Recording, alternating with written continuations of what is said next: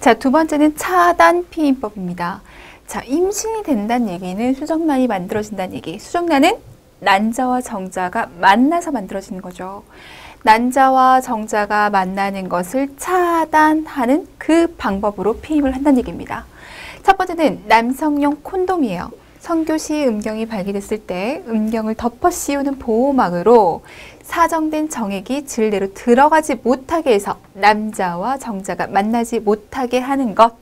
장점, 의사의 진단이나 처방 없이도 사용할 수 있고 경제적이고 간편하고, 자, 성병의 감염도 막을 수 있고 접촉을 막으니까 부작용이 없고요.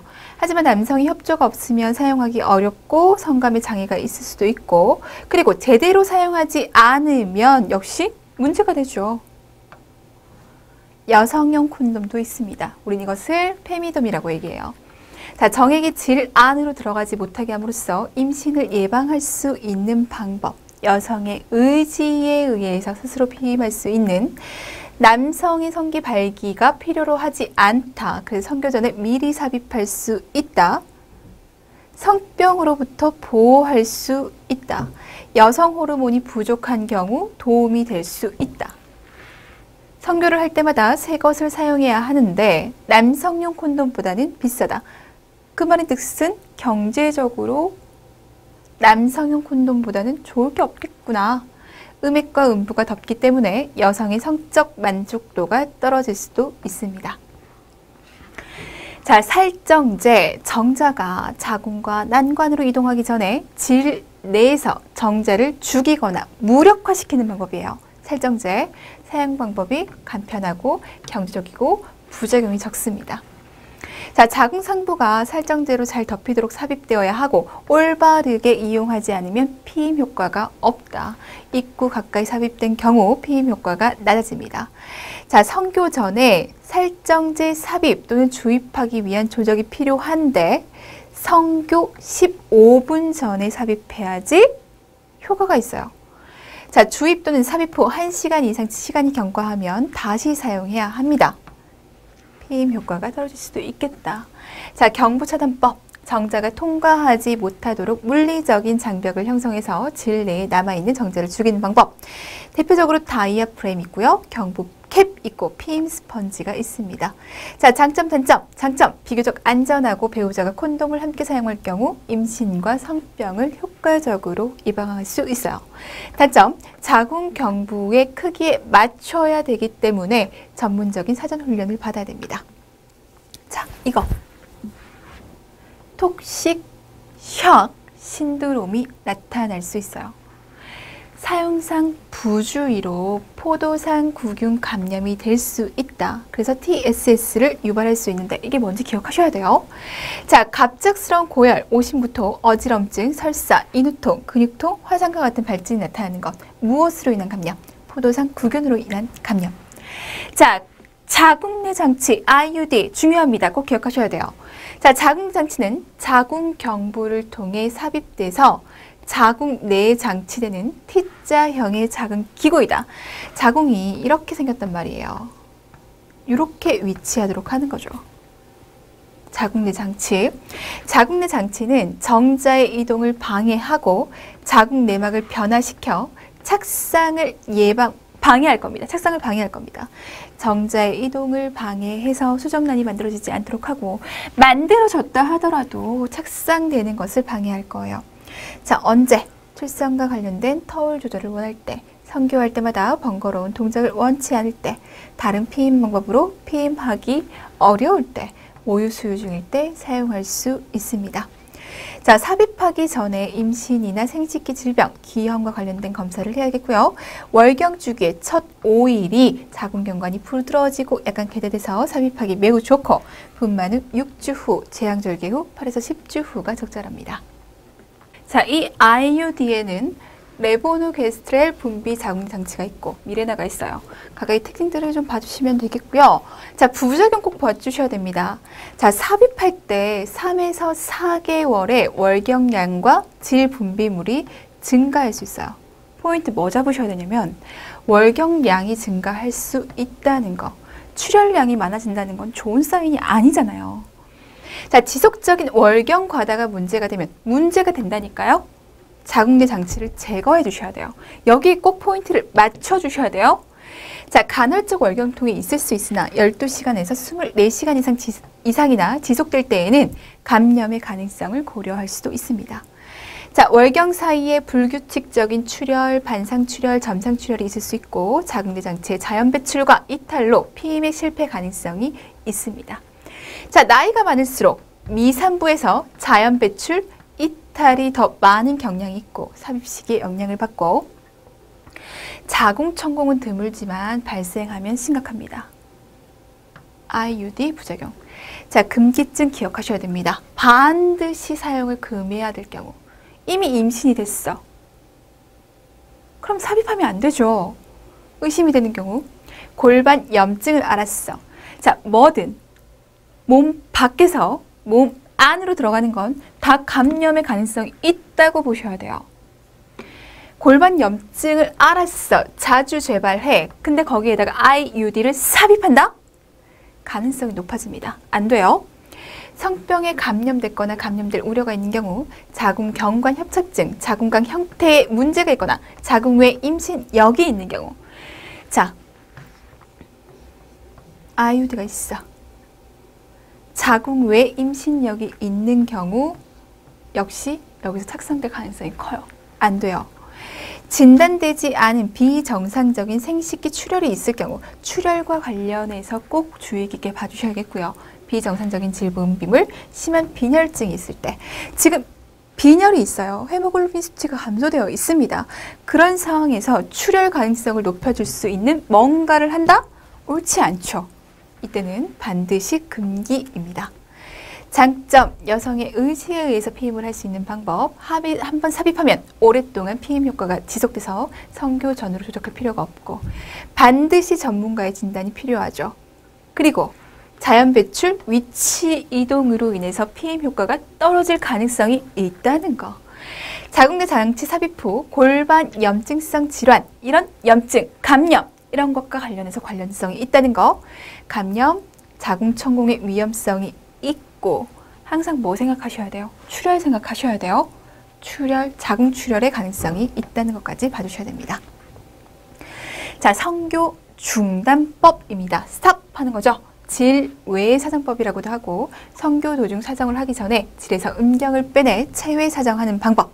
특별한 피임기구 필요하지 않아요. 그래서 경제적이다라고 하는 장점은 있지만 자, 체외에서 사정을 해야 하는 방법으로 성적 만족도 저하될 수 있고 남성의 협조 필요할 수 있고 그리고 완벽한 피임 방법이 아니죠. 임신의 가능성이 너무너무 농후합니다. 자, 질 내에서 사정하지 않았다 하더라도 조금씩 흘러나오는 분비물에 정자가 포함되어 있을 수 있어 임신 가능성을 완전히 배제할 수 없습니다. 자연피임법 기억하셔야 됩니다. 자, 난자가 배란 후 12시간에서 24시간 내에 수정이 가능합니다.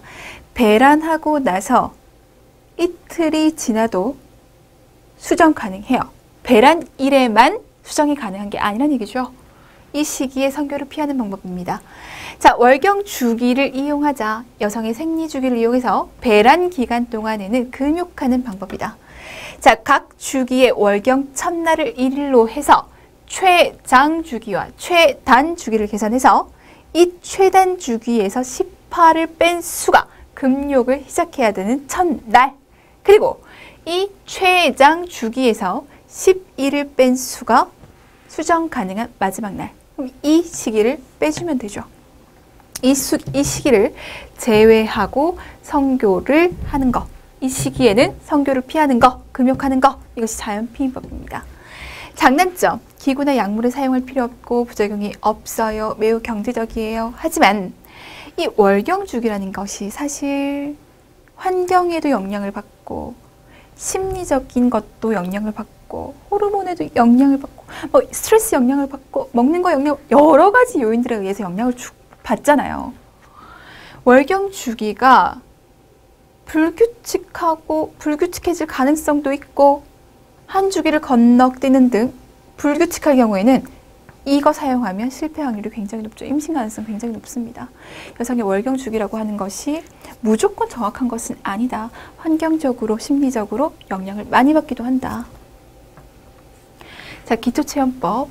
배란 후 황체 호르몬이 생성되게 됩니다. 프로게스테론이 생성되면서 생리적으로 체온 상승이 이루어진다.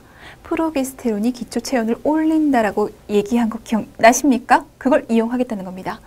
자, 매일 아침 잠에서 깨어나자마자 자리에 누운 채 준비해둔 체온계로 적어도 5분 동안 체온을 측정할 겁니다. 그러면 일정한 시간에 일정한 환경에서 일정한 신체적인 상태로 재는 것이 좋겠죠. 자, 매일 같은 시각에 같은 방법으로 측정함으로써 체온의 변화를 관찰해야 됩니다. 그러나 이 체온이라고 하는 것 역시 너무 주위의 영향을 많이 받아요. 감염됐다 올라가죠. 과로 불면 다 바뀐단 말이에요. 불안 성교 여부가 기초 체온의 변화를 줄 수 있기 때문에 기초 체온 측정표에 기록해둬서 참고하도록 합니다. 장점, 특별한 기구 필요하지 않아요. 성교 전후 특별한 조작 필요하지 않아요. 자, 정상적인 생리주기뿐만 아니라 늦잠을 잤거나 음주했거나 수면이 부족하거나 감염 발치 등 체온 변화에 영향을 미치는 요소들이 너무너무 많다는 거. 정확한 체온 변화에 대한 정보를 얻기 어려워 피임에 실패할 가능성이 굉장히 높습니다. 자, 매일 체온을 쟀단 말이에요. 근데 떨어지다가 올라간 게 3일 정도 유지가 된단 말이에요. 아, 이때 배란이 됐구나 생각해 볼 수 있어요. 무엇에 대한 영향이에요? 프로게스테론에 대한 영향이에요. 프로게스테론까지 기억을 해주셔야 돼요. 자, 자궁 경부 점액 관찰법. 이 월경 주기에 따라, 자궁 내막의 주기에 따라, 난소 주기에 따라 자궁 경부 점액이 변화된다는 것을 우리가 공부해왔죠. 이걸 이용하자고요.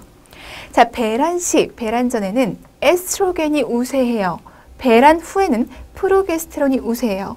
에스트로겐이 우세할 때의 자궁 점액과 프로게스테론이 우세할 때의 자궁 점액은 다르죠. 자, 월경 주기 동안 에스트로겐 분비 정도에 따라 변화되는 자궁 경관의 점액을 확인함으로써 임신이 가능한 시기와 그렇지 않은 시기로 구분해서 피임을 하는 겁니다. 자, 그래서 우리는 이 주기를 살펴볼 수가 있어요. 자, 건조기. 월경이 끝나고요. 월경이 끝나고. 생리주기에서 월경이 끝난 직후 며칠 동안은 질에서 점액이 분비되지가 않습니다. 에스트로겐, 프로게스테론 분비가 급하게 줄어들어 있을 때잖아요. 자, 그러면서 그 후 에스트로겐의 영향으로 점액이 분비되기 시작하고 배란기가 가까워지면 점액은 투명하고 미끄러지며 끊어지지 않고 길게 늘어나는 견사성이 생기는 거죠. 달걀 흰자와 같이 비슷한 양상으로 변합니다. 왜요? 왜요? 에스트로겐이 극에 달하게 되면서 배란이 이루어지잖아요. 그 배란이 이루어질 때 정자와 난자가 만날 수 있는 환경을 만들어줘야 되죠. 정자 이동을 좀 쉽게 만들어줄 수 있는 환경을 만들기 위해서 점액이 이렇게 변화된다고요. 점액이 이렇게 변화되면 아, 배란이 이루어지는구나 라고 생각해 볼 수 있습니다.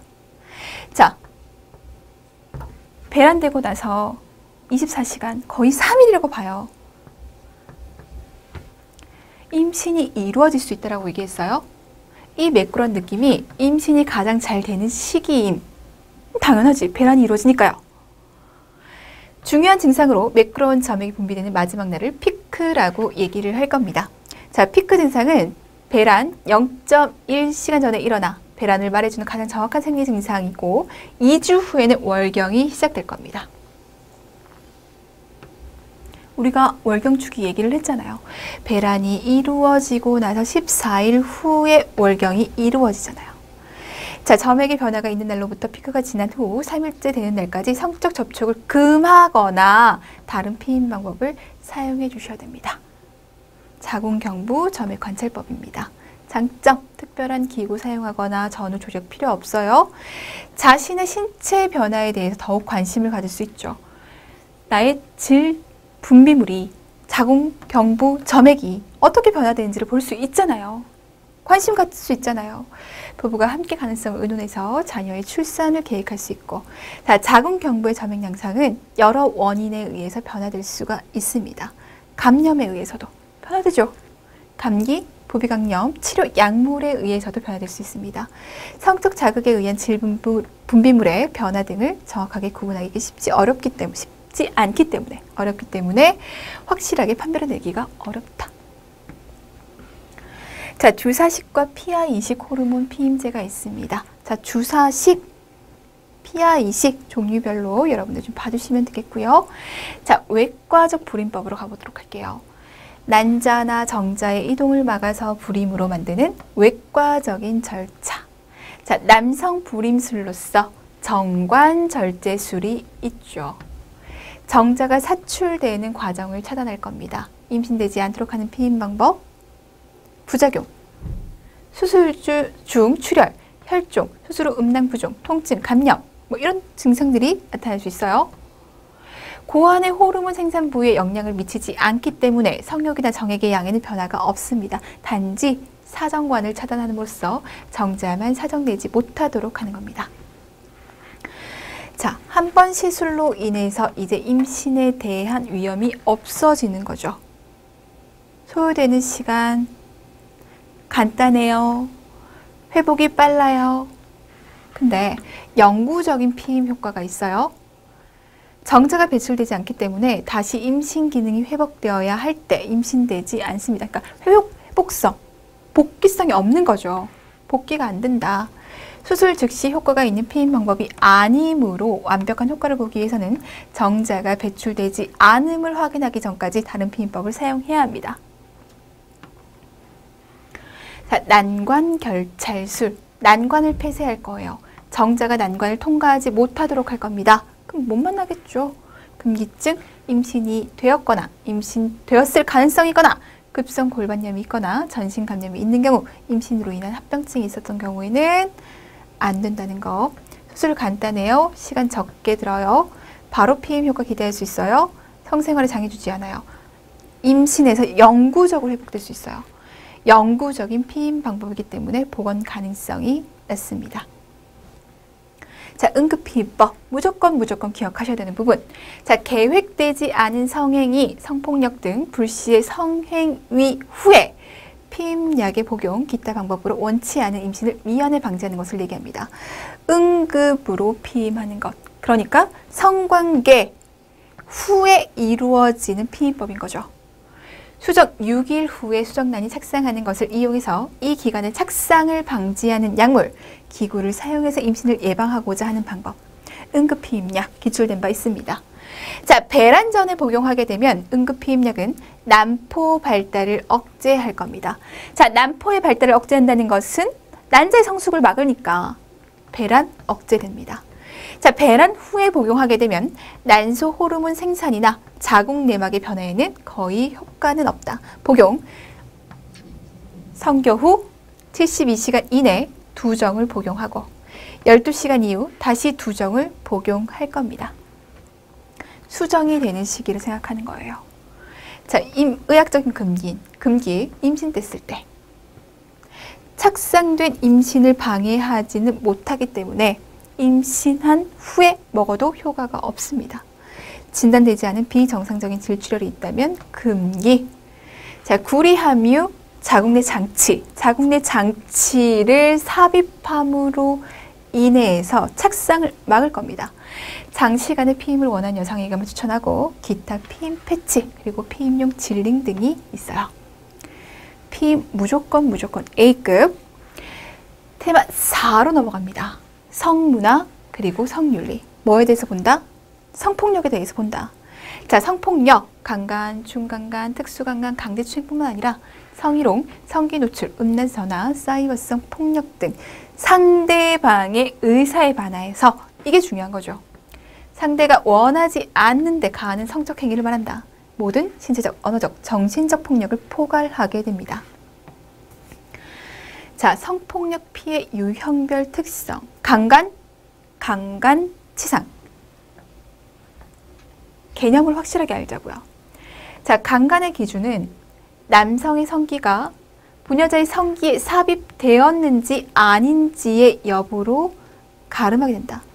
시도가 있었지만 삽입이 안 됐다면 강간 미수로 취급한다. 준강간이에요. 심신미약, 심신상실의 상태에 있는 자에게는 강제나 폭력을 사용할 필요 없고 거부나 저항할 여지도 없기 때문에 강간에 준해서 처벌하게 된다.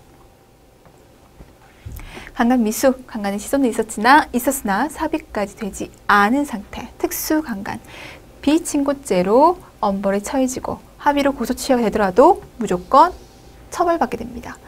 자, 성추행, 강제추행, 강제추행치상, 공공밀집 장소에서 이루어지는 것. 현장에서 체포되어도 피해자의 고소가 없으면 처벌하기가 어렵습니다. 그래서 꼭 고소하라고 얘기를 하죠. 자, 성희롱, 권력적 관계 속에서 발생하는 성폭력, 언어 성추행, 통신 매체 음란, 그리고 사이버 폭력. 온라인 성폭력이란 원치 않은 성적인 언어, 이미지를 사용함으로써 위협적, 적대적, 공격적인 통신 환경을 조성해 상대방의 통신 환경을 저해하거나 현실 공간에서의 피해를 유발하는 경우를 얘기합니다. 자, 성폭력의 피해 후유증, 정서적인 반응. 예민해지겠죠. 날카로워지고 자포자기, 자살기도 할 수 있습니다. 자존심가 낮아질 거고요. 우울하고요. 고립될 수 있고요. 의존적 성향이 높아지기도 하고 자기 학대 보일 수도 있습니다. 자, 신체적 장애, PTSD 당연히 나타나겠죠. 자, 두통, 불면증, 악몽, 식욕 과다, 식욕 감퇴, 원하지 않은 임신까지 나타날 수 있으며 성격 장애까지 나타날 수가 있습니다. 사회적 기능에 장애가 생기고 가족 관계에서도 문제가 생겨날 가능성이 높아요. 자, 성폭력 피해 예방. 이건 교육 내용으로 굉장히 좋겠죠. 자, 성폭력의 피해자는 굉장히 다양하다는 거. 가해자는 아는 사람이 많다는 거. 혼자 걸어가는 것을 피하고 환승역, 지하주차장 같은 곳을 갈 때 다른 사람과 함께 갈 수 있도록 하면서 항상 유사시에 열쇠 빨리 꺼낼 수 있도록 준비하고 집에 있을 때 문 걸어 잠그고 낯선 사람에게 문 열어주지 말고 자신의 주변에서 무슨 일이 있는지 항상 주의를 기울이고 그래서 제발 골목길 걸어갈 때 이어폰 끼지 말란 얘기죠. 모르니까, 인지를 못하니까. 자신의 직관을 믿어요. 뭔가 이상한데? 느낌이 이상한데? 그 느낌 믿으라고요. 자신 있게 행동하고요. 급하면 택시 불러 타고 달아날 수 있도록 항상 비상금 갖고 다니고 신체를 만졌을 때, 타인이 자신 신체를 만졌을 때 분명하게 자신의 느낌을 지각하고 그리고 그게 싫으면 단호하게 싫다고 얘기할 수 있어야 되고 이성과 술 마실 때 문제되죠. 분위기에 휩쓸리지 않도록 하고요. 자, 상대방이 성폭력이나 성추행하려는 기미가 있으면 상대방이 눈을 똑바로 쳐다보면서 이성적인 화제를 꺼내서 분위기를 바꿔주란 얘기예요. 자, 엉뚱한 질문을 하거나 상대방이 예상하지 못한 행동을 하는 것이 도움이 될 수도 있고 위급 상황의 경우 집이나 가재 도구를 들여서 창문을 깨트림으로써 외부에 알리는 것이 좋겠다라고 하는 겁니다. 자, 외우실 필요 전혀 없고요. 그냥 이해하시면서 봐주시면 됩니다.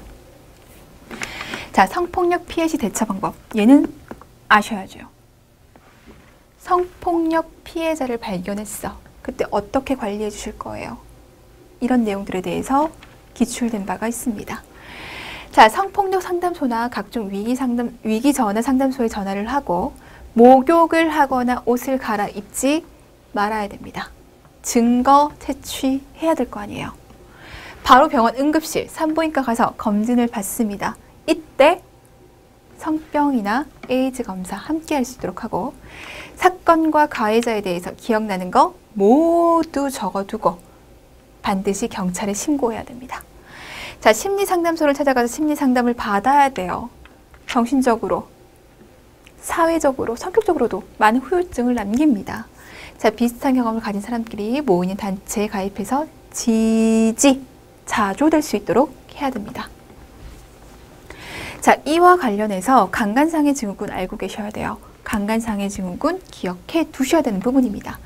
자, 강간 후 생존자가 경험하는 많은 증상들을 뜻하게 되고 강간 피해자는 공황, 공포, 지배의 느낌, 무기력, 죽음의 위협 등을 포함한다. 자, 단계. 이 단계를 나누고 자, 이 단계의 특성 그리고 이 단계에서 나타나는 증상들을 알고 계셔야 돼요. 그것들이 사례로 나왔을 때, 출제됐을 때 어느 단계인지 판별해 내실 수 있으셔야 되거든요. 자, 급성기입니다. 강간 중 나타나서 몇 주까지 지속될 수 있습니다. 급성기예요.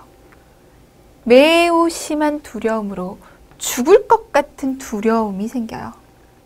샥, 불신, 부정, 당황, 굴욕감 느끼고 자신을 깨끗이 하고 싶은 욕구가 강해집니다. 분노, 무력감, 불안감, 그리고 나를 비난해요. 나에 대한 죄의식이 생겨요.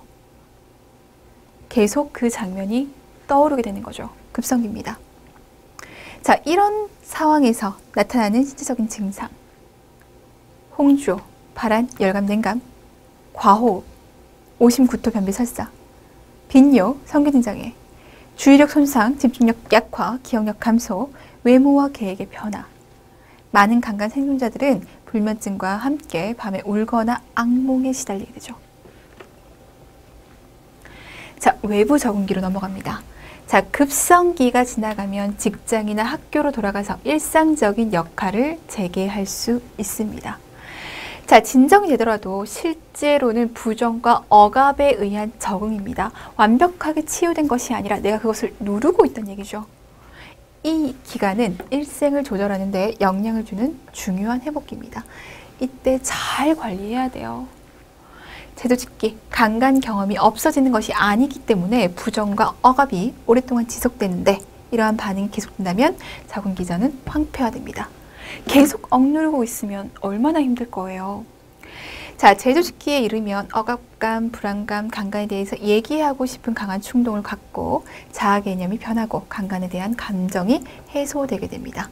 이렇게 세 단계로 나누는데 사례를 통해서 어느 단계인지, 특징을 통해서 어느 단계인지를 꼭 판별하실 수 있게 준비를 해주셔야겠습니다. 자, 강간상의 생존자에 대한 4가지 간호중재. 자, 생물학적 모형에 따라 신체적인 것이라고 생각하면 되죠. 신체적인 것에 대해서 어떻게 간호중재해 줄 수 있을까? 의학적으로 문제 생겨날 수 있어요. 그러니 그것에 대한 합병증 간호중재해주고 임질, 매독검사, 피검물을 채취한 후에는 항생제를 예방적으로 투여하고 HIV 검사 너무 중요하죠. 자, 늦게 나타난 타박상이나 부종을 관찰하고 추후 방문 시에는 성교육을 해주는 것이 좋습니다. 자, 사회적 모형에 따라서 지지해주는 거, 사회적 관계를 활성화시켜주는 거, 주변에서 오히려 색안경 끼고 보면서 2차 가해하는 거 하지 말라고요. 죄책감 심어주지 말고 염려하는 마음 전달할 수 있도록 해주고 성행위 그 자체보다는 성적 학대의 정서적 측면에 중점을 둘 수 있도록 도와줄 수 있어야 됩니다. 자, 정신적 모형.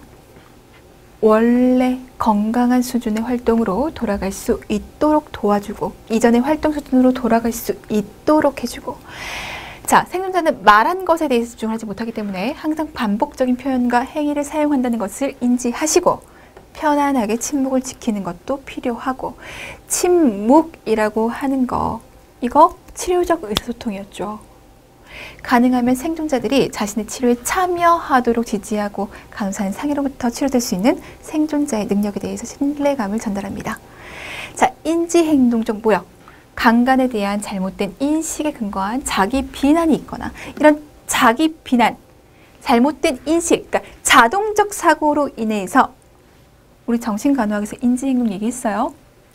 자동적 사고로 인해서 자기 비난이 생겨날 수 있으니 이 잘못된 자동적 사고, 자기 인식, 잘못된 자기 인식을 바꿔줘야죠. 강간 발생에 관련해 지식이 결핍되어 있으면 교육을 해주고 자기주장 훈련, 성교육, 강간 예방 훈련 실시할 수 있도록 해주고 공포, 스트레스, 불안과 회피 행동 사정하면서 정신치료가 일반적으로 사용되어야 합니다. 자, 8번째 챕터는 난임입니다. 불임 생각하시면 되죠. 자, 이 불임의 개념부터 확실하게 하셔야 돼요. 이 개념에 대해서 기술된 바가 있거든요. 자, 이 불임이라고 하는 것, 난임이라고 하는 것, 여성이 요인일 수 있고 남성이 요인일 수도 있죠. 그래서 여자도 검사하고 남자도 검사하는데 여자의 검사에 대해서 우리가 조금 더 주의를 깊게 봐주셔야 돼요.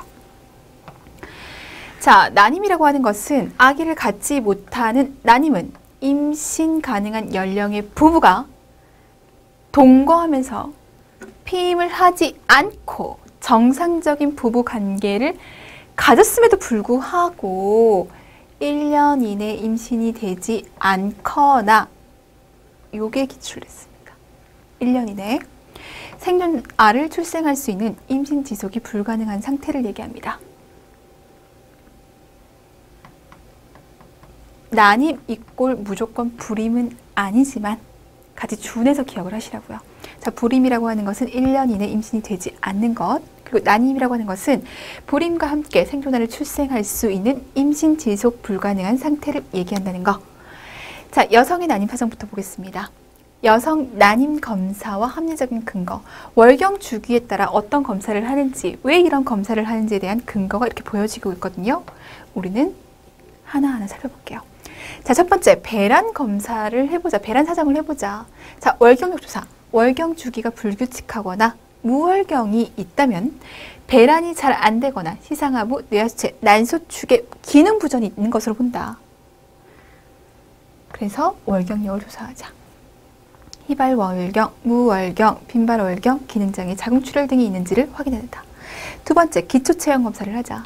기초체형 검사에서 정상 기초체형 그래프는 배란 후 대부분 24시간 내에 프로게스테론의 영향으로 체온이 상승하게 되죠. 상승한 체온은 월경 1에서 2일 전까지 계속되므로 이러한 현상이 보이지 않는다면 아, 배란에 문제가 있을 수 있구나라고 생각해 볼 수 있는 겁니다. 자궁경관 점액검사. 배란기에 시행해야겠죠. 당연히 배란기에 변화가 있으니까. 점액검사 내용은 점액량, 점성도, 견사성, 양치협상, 세포 성분 등을 평가해서 각 항목당 3점씩 배당하고 점수의 합이 10점 이상이면 우수한 자궁경부 점액으로 평가하는데, 자, 배란기, 에스트로겐. 그래서 어떻게 한다고요? 양이 많고 맑고 투명하고 견사성 크고 양치협상이 선명하게 보이고, 그래서 정자의 점액 투과성이 가장 높은. 근데 이러한 변화가 없다라고 한다면 배란에 문제가 있구나라고 생각해 볼 수 있다. 자, 호르몬 검사입니다. 불규칙한 월경 주기, 무월경을 진단하기 위해서 혈중 프로락틴 수준. 왜 프로락틴 수준을 보는지 아시죠? 아셔야 돼요. FSH, LST, 에스트라디올, 프로게스테론, 갑상샘 호르몬의 검사가 필요합니다. 초음파 검사. 자, 질식 접근을 통해서 난포 초음파 검사는 난포의 발달, 성수, 우성난포, 난포 파열을 관찰할 수 있고 배란을 확인할 수 있어요. 배란 시기를 예측할 수 있습니다. 자, 두 번째, 난관 및 복강 요인 사정이요. 이 파트가 중요합니다. 출제 빈도 높습니다. 자, 자궁 난관 조영술이에요. 자궁 난관 조영술, 조영제를 경부로 주입할 겁니다. 그 흐름을 관찰하겠죠. 조영제의 흐름을 통해서 우리는 그 흐름들을 관찰할 수 있어요. 자궁과 난관의 해부학적 특성을 촬영할 수 있고, 토시형으로 난관 통기성, 난관강의 상태, 자궁 내막의 상태를 관찰할 수 있다. 조영제가 흘러가는 것들을 지켜보면서 이런 것들을 확인해 볼 수가 있습니다. 자, 수정된 난자가 난관을 통해 복강으로 흘러갈 가능성이 있기 때문에 이를 피하기 위해 월경 후 2일에서 5일경에 검사해야 돼요. 수정란이 만들어질 가능성이 없을 때 해야 한다고요. 월경이 끝난 직후여서 개방된 혈관이 없고 모든 월경 부산물이 배출된 후고 색전증의 위험, 월경 부산물이 난관을 통해서 복강으로 들어갈 위험도 낮은 때. 왜 이 시기에 해야 돼? 물어볼 수 있습니다. 기억하시고요. 자, 정상일 경우에 조영제를 주입하고 나서 10에서 15분 내에 경갑통을 느낄 수 있어요. 자, 기출. 왜 경갑통 느낄 수 있나요? 이렇게 물었습니다. 왜? 복막강 전체로 조영제가 퍼지면서 그 자극으로 경갑통을 느낄 수 있어요. 그럼 기억하셔야겠죠? 그리고 검사 자체가 진단과 함께 치료적 효과가 나타나기도 합니다. 이 역시 기출된 바 있거든요. 기억하셔야겠어요? 우리가 이 검사를 한단 말이에요. 난관의 통기성을 보고 난관강의 상태를 보고 자궁 내막 상태를 보기 위해서 진단해내기 위해서 이 검사를 하는데 진단을 하면서도 치료 효과가 있다. 왜? 조영제가 통과하면서 꼬여있던 난관을 풀어주기도 하고 난관 점막의 선모 운동을 자극해서 난관의 점액 찌꺼기를 제거해서 유착이 용해되기도 하고, 그러니까 꼬인 것도 풀어주고 막힌 것도 뚫어주고, 그래서 치료 효과가 있다. 조영제 자체의 정균 효과 때문에 난임이 치료되기도 한다. 진단적 목적을 가지고 있는데 치료 효과도 있더라. 어떤 치료 효과? 왜 그런 치료 효과가 있었어? 물어본다고요. 기출된 바 있어요? 같이 기억을 하세요. 자, 복강경 검사. 복강으로 보겠다는 얘기죠. 복강과 골반 장기를 직접 눈으로 볼 수 있습니다. 카메라 넣어서 볼 거예요. 자궁난관, 난소 등 비정상적인 상태, 복막으로 인한 난임을 확실하게 파악할 수 있는 검사이나, 자, 복강으로 카메라 넣어서 본단 말이에요. 그러면 자궁 밖의 상황은 볼 수 있지만 자궁 안의 상황은 볼 수가 없죠. 자궁강이나 난관강 내부는 볼 수 없기 때문에 자궁 난관 조영술과 함께 시행하는 경우가 많습니다. 자, 자궁강 내 병변, 병소의 위치와 크기를 직접 관찰하고 수술적 치료도 가능하고, 자, 복강경 검사를 할 때 복강으로 뭔가를 보려면 그 안에 볼 수 있게끔 부피를 좀 크게 만들어줘야 된단 말이에요. 딱딱 붙어 있으면 경 넣어서 보기가 힘들잖아요. 그래서 이 공간을 넓혀줘야 된다고요. 이 공간을 넓혀주기 위해서 CO2 가스를 같이 넣어가면서 볼 겁니다. 자, 시행 후 CO2 가스는 직접 배출로 대부분 방출되지만 24시간 동안 견갑통, 늑골 하부 불편감이 있을 수 있어요. 얘의 영향을 받은 거죠. 자, 남성 난임 사정으로 가볼게요. 여성의 기초검사는 다양하고 복잡합니다. 다양하고 복잡하고 시간 많이 필요하고 힘들어요. 근데 남성의 기초검사는 굉장히 간단합니다. 그러면 여성에게 문제가 있을까? 남성에게 문제가 있을까? 이걸 볼 때 누구부터 검사하는 게 나아요? 남성부터 검사하는 게 낫죠. 여성보다 남성을 먼저 검사하는 것이 시간적, 경제적으로 도움이 됩니다. 첫 번째, 정액 이상을 사정한다. 자, 정액 검사할 겁니다. 남성 난임 검사의 가장 중요한 기초 검사. 그래서 뭘 볼 건데? 라고 얘기하면서, 자, 정상 점액의 검사 결과 최소 정액량이 2ml, pH 7.2에서 7.8, 2천만 이상, 정상 모양의 정자가 50% 이상의 운동성을 가지고 있을 때, 정상 형태가 30% 이상, 생존력이 50% 이상, 백혈구 수는 100만보다 적게 확인되는 것이 정상입니다. 성교 후 검사할 수 있습니다. 성교 기술, 경관 점액, 정자의 적절성, 병부 점액을 통과하는 정도를 알아보기 위해 검사하는 것을 얘기합니다. 자, 여기까지가 여성간호학입니다. 자, 여성간호학 공부해보니까 어때요? 그렇게 적은 내용들은 아닙니다. 하지만 제가 중간중간에 여러분 이 내용은 너무 중요하고요. 꼭 알고 계셔야겠고요. 기출에 나오는 파트니 정리 잘 하셔야 됩니다. 이런 멘트들을 중간중간 다 해드렸어요. 여성간호학을 공부하실 때는 꼭 그 부분들을 중점적으로 먼저 공부하셔야 돼요. 우리가 전체 내용을 다 강으로 공부할 수 없다라고 말씀드렸습니다. 전체 내용을 강으로 공부할 수 없다면 우리가 선별해서 강약을 두면서 공부를 해야 된다고요.